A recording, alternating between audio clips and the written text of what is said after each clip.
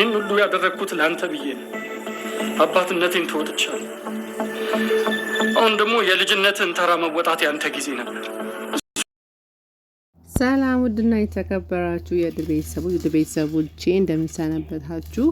ጽጌረዳ በጣም ታሳዝናለች። ይሄ በጣም የማይገባት ነገር ደርሳለች። አብረን የምናየው ይሆናል። የጽጌረዳ እናት ከአሰሪዋ ጋር ወደ ነብዩ አባት ቤት በሄዱበት ሰዓትም እሷ አላወቀችም ነበር። ሻዩን አፊ ተባለ። ሻዩን ይዛ እየሄደች እያለ በሩ ላይ ስትደርስ እናትየዋንና የእሷን ቤት ትዬ የምትላትን ሴትዮ አረመኔዋን ሴትዮ እዛ ቁጭ ብላ አየቻት። በጣም ደነገጠች። ሩጣ ወደ ነብዩ ክፍል ገባች። ነብዩም ደግሞ ሻወር ወስዶ ራቁቱን ነበር። በጣም ደነገጠች፣ ተንቀጠቀጠች። በእናትህ ይቅርታ በቃ ውጪ ምን ትሰሪያለሽ ከዚህ ምን ትሰሪያለሽ አላት። እሷም አይ በቃ ማልወጣ ምን ሆነሽ ነው ተረጋጊ ብሎ እሱም ደንግጦ ወደ እሷ ጠጋ አለ። ምን ሆነሽ ነው በቃ ይሄንን ሻይ እዛ ውሰድልኝ ጋሼ ክፍል ውሰድልኝ። ለምን በቃ ውሰድልኝ አለች። በቃ ወስድልሻለሁ ቁጭ አርጊና ንገሪኝ ምን ሆነሽ ነው በእናትሽ ንገሪኝ አላት። በጣም አስጨነቃት። እሷ መናገር ባትፈልግም እውነቱ ስለሚወጣ ነገረችው። እናቴና እትዬ እዚህ ናቸው ማለት ምን ይሰራሉ? እናት ምን ይሰራሉ ከአባቴ ክፍል ምን ትሰራለች ብሎ አፋጠጣት። እኔ እንጃ እዚህ ናቸው በቃ እኔ እዚህ እንደምሰራ እናቴ እኮ አታውቅም ብላ ነገረችው። እኔ እንጃ በቃ እሺ ብሎ እሱ ቀስ ብሎ ሻዩን ይዞ እየሄደ እያለ እነሱ እያወሩ ነበረ። ምክንያቱም ጽጌረዳ አቶ መስፍንን እንድታገባ እያስማሙ ነበር። እሱም በር ላይ ተለጥፎ እያዳመጠ ነበር። ነገሮቹን ቀስ ብሎ አዳመጠና እያንዳንዷ እነሱ የሚያወሩትን እየሰማ በጣም ደነገጠ። መስማት የሌለበትን ነገር እያንዳንዱ ነገር አባትዮ ጽጌረዳን እንደሚያገባ አወቀ። በጣም ደነገጠ። ከዛ እነሱ ሲወጡ ቀስ ብሎ ገባ። አባዬ አለ። እንዴ እዚህ ነበርክ እንዴ ልጄ አለ። አዎ ስለምን እያወራህ ነበረ? አይ በቃ አንዳንድ ነገሮችን እያወራን ነበር። ሰማ ሁሉን ነገር? አዎ ሰምቻለሁ። አባዬ ምን እያደረክ ነው አልገባኝም። አይ ቢሆንም እኔ ካሁን በኋላ አንተን ላስረዳህ አልችልም። እስካሁን ብቻዬን አንተን ሳሳድግ ኖሬያለሁ። ካሁን በኋላ ግን ያንተ ተራ ነበረ እኔን መርዳትና እኔን የፈለኩትን ህይወት እንድኖር ያንተ የልጅ ተራ ነበር ብሎ አባትዮ ነብዩን በጥፊ ማለት ጀመረ። ነብዩ ቀድሞ ጽጌረዳን ይወዳታል። ቅድም ራሱ በጣም አቀፊኝ እስቲ አንዴ ሳይን ብሎ ጉንጯን አስሟት ነበርና በጣም ተናደደ። ምክንያቱም አሁን ነብዩ ጽጌረዳን ስለሚያፈቅራት ይሄን ነገር ማመን ከበደው። አባትዮ ግን ካሁን በኋላ የኔ የምለውን ካላረክ የኔ ልጅ አይደለህም ውጣ ብሎ ከቤት አባረረው። ከዛ ውጪ ላይ የጽጌረዳ እናትና እትዬ ተብዬዋ ውጭ ላይ ነው ወይዘሮ ዘርፌ ውጭ ላይ ነበሩ። ከዛ በጣም ደንግጣ እናትየዋ ጽጌረዳ ከዚህ ምን ትሰሪያለሽ አታውቂም እንዴ አለች። ያቺ አሸክሻኪ ሴትዮ ጽጌረዳ እኮ ሰራተኛ እኮ ተማራሽ እኮ እዚህ ነው የምትሰራው። እናትየዋ ለካ ይሄን ጉዷን አታውቅም ነበርና በጣም አበደች። እማዬ ላንቺ ብዬ እኮ ነው እኔ እኮ ላግዝሽ ብዬ ነው ስራውን ያንቺ ያለውን ወጪ አንቺ ከምታገኙ ጥፍ እኮ ስለማገኝ ነው ብላ አስልታስዳ ብትሞክርም እናትየዋ በፍጹም ልታምንም አልቻለችም። ነብዩ ጠጋልና ተዋት በቃ ቆይ እኔ ላስረዳት እንደዚህማ አታርጓት ብሎ እናትየዋ ለማውራት ሞከረ። ከዛ እናትየዋ በጣም ተናዳሰ ነበረ።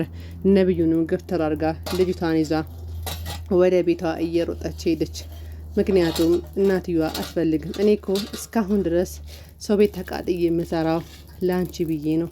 አንቺ በፍጹም ሰራተኛ እንድትሆኝ በፍጹም አልፈልግም ብላ እሷን ይዛ ሄደች።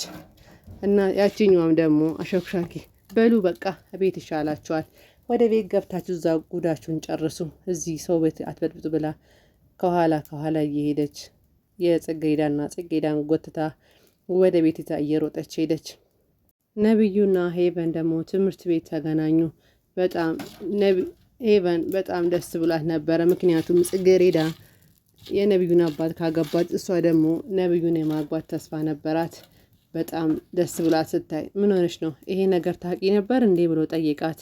አቅ ነበር። ምንድን ነው? አይ ካሁን በኋላ አንቺን ማየት አልፈልግም ብሎ ሄቨን ልኳን ነገራት። ምን ጭቅጭቅ አረጋት። ሄቨንን በጣም ተናደደች። ምክንያቱም እሷ አሁን ነብዩን አግብታ ንብረቱን መውረስ ነበረ።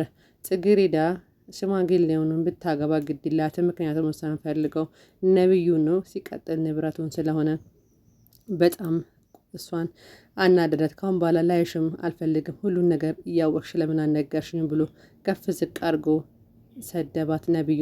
እሷም በቃ እኔ እኮ ስላላወቅኩ ነው፣ በቃ ነገሮቹን እንድታቅ አልፈለግኩም፣ በራሱ ጊዜ እንድታቅ ፈልጌ ነው ብላ ድፍንፍና አደረገችው። የጽጌረዳ እናት እቤት ይዛ ገባችና እናትየዋ መኝቷ ክፍል ላይ ወረወረቻት። በይ አሁን በኋላ ያለውን ነገር እያንዳንዱን ነገር እምልሽን የምነግርሽ ነገሩ ታረጊያለሽ።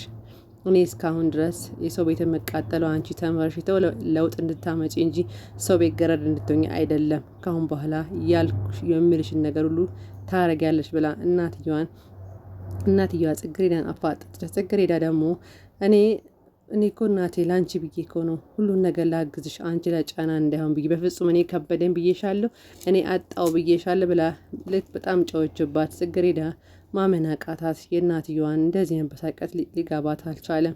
ምክንያቱም አሁን የምነግርሽን ነገር እያንዳንዱ ነገር ታረጊያለሽ፣ ከኔ እጅ አትወጪም። ካሁን ምንድን ነው እናቴ ያለቻት። ካሁን በኋላ አቶ መስፍንን ታገቢዋለሽ፣ እሱን ታገቢዋለሽ። ካሁን በኋላ ምንም አይነት ስራም አያስፈልግም። በፍጹም ጽጌረዳ ይሄን ነገር አልቀበልም እናቴ፣ እየቀለድሽ ነው ወይስ እየቀጣሽ ነው? ይሄማ ቅጣት ነው፣ ቀልድ ነው ብላ ልታምን አልቻለችም። ነግርሻለሁ በቃ ታገቢያለሽ አለች። በፍጹም እኔ እሱን ላገባም አልፈልግም፣ በፍጹም እኔ ከእድሜ ጋር አይመጥንም። ምን ብዬ ነው ሽማግሌ አባቴን ማገባ? ምክንያቱም ሰውየው ከመጀመሪያም ወዷት ነበር። ጽጌረዳን በጣም ነው የሚወዳት። መጀመሪያዋ ገና እሱ ቤት እንደገባች ጀምሮ በአፉ ባይናገር ለጽጌረዳ ሁሉ ነገሩ ይናገራል።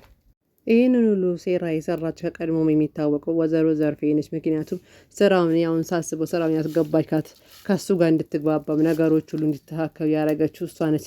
ግን አሁን በጣም የሚያሳዝነው ነገር ጽጌረዳ ይህን ነገር መቀበል አቃታት። እናትዬ በጣም እየጮኸችባት ነው። ደግማ ተናግታለች። ይሄን ሰውዬ ታገቢዋለሽ እናቴ ተይ አትናደግ፣ ተናደሽ ነው እንጂ ይሄን ነገር በፍጹም አታረጉም እያለቻት ለማባበል እየሞከረች ነው። በፍጹም ግን የጽጌረዳ እናት በጣም ተናዳለች። ምክንያቱም እሷ እዛ መስራቷና እዛ መግባቷ አላወቀችም ነበር። አሁን ስታቃቅም በላይ ሆነባት። የነብዩ አባት ደግሞ መጀመሪያውኑ ፈልጓታል። ያው በቃል አልተናገረም እንጂ ባለፈውም ነይና አጠገቤ ቁጭ በይና አውሪ ስላት ነበር። ነይ እስቲ ጽጌረዳ ምግቡም ይቅርብኝ አንቺን ካዮሽ ይበቃል እያለ ባለፈውም እሷን ለመጠጋት እያሰበ ነበር። ጽጌረዳ ግን ስራዋን ብቻ ነው ፈልገው እንጂ ነብዩንም ሆነ አባትየውንም ከስራ በቀር ውስጧ ምንም አይነት ስሜት የለም። ካሁን በኋላ ቢፈጠር ነው። በእርግጥ እሷ ነብዩ ልታፈቅር ትችላለች። ነገር ግን ይህንን ሽማግሌ አቶ ነብዩን ልታገባ አትችልም። በፍጹም የምታገባ አይመስለኝም። በሚቀጥለው ፓርት የምናይ ይሆናል። ጽጌረዳ አቶ መስፍንን ታገባዋለች ወይስ ማንን ነው የምታገባ? በጣም አጓጊ ድራማ ነው።